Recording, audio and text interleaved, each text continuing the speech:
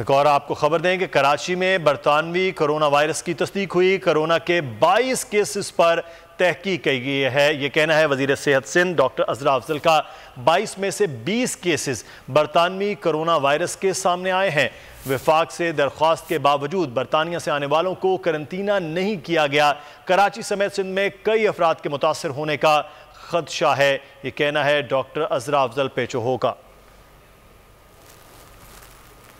ए नूरे खुदा नूरे बसीरत की तलब है, रमजान का सदका तेरी रहमत की तलब है। मख्फी हैं इसी माह में रहमत के करीने, गर्दाब से निकले हुए बख्शिश के सफीने, गोया है तेरे इश्क में हम सब बराबर, मजलिस को तू गुलदस्ता फिरदौस बना दे, रिंदों को सनाए शहलौलाक पिला दे, तू शम्मे कलम को यदे बैज़ाई अता कर, बच्चों को तो इफ्तार में तस्नीम अता कर। रमजान मुबारक की खुसूसी नशरियात रमजान में बोल, सिर्फ बोल एंटरटेनमेंट पर। रमजान में बोल।